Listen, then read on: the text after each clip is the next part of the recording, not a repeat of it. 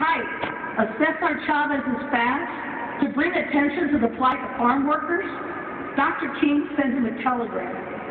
It said, our separate struggles are really one, a struggle for freedom, for dignity, and humanity.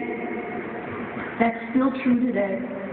We are so grateful for the support we have received from African American elected officials, clergy, and community leaders. They have made a real difference and given hope to a community under siege. But ultimately, our community is responsible for our own destiny. We need to define ourselves. We have the tools, we have the resources, and we have the will to succeed. We're the largest and fastest growing consumer market in the country. Latinos hold over $1 trillion in spending power. That's $1 trillion. Imagine the clout that represents. We've seen it. When Arizona passed the now infamous profiling law, SB 1070, NCLR and other organizations led the call for a national boycott. Boycotts aren't easy, and frankly, we don't do them that often. But this time we did, at a time when their economy could ill afford an adverse economic event. Arizona lost millions and gave itself a black eye. After a year of public and economic pressure, good people in the community came to their senses. Business leaders, church leaders, and community organizers, Republicans and Democrats worked together to push back. And we ultimately recalled the bill's chief architect, Senate President Russell Pierce.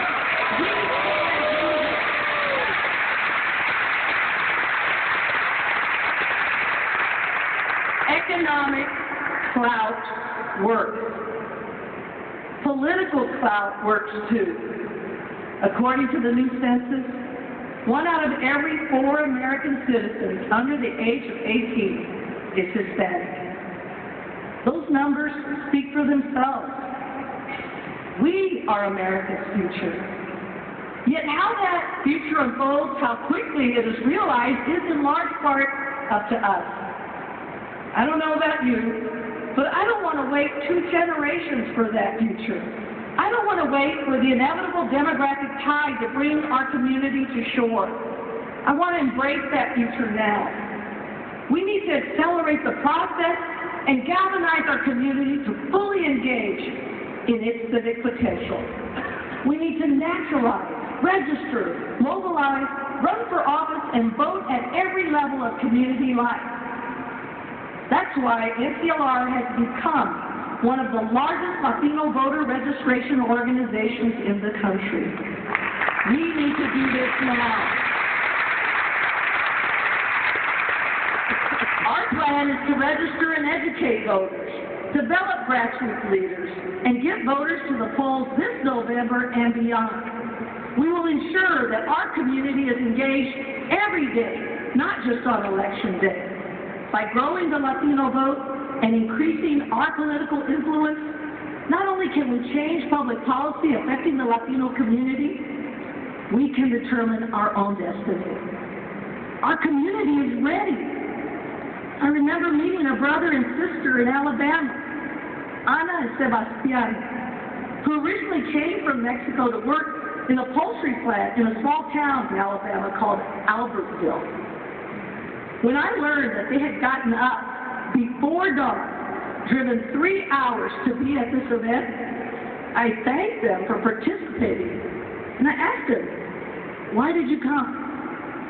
Ana looked at me, and without hesitation, she said, es nuestra responsabilidad. It's our responsibility. They did not want or expect gratitude. They recognized that it was their responsibility to stand up for our community and for themselves. How can we do less? Latinos have counted too long on others to be our champions. We need to be our own champions. Like Ana,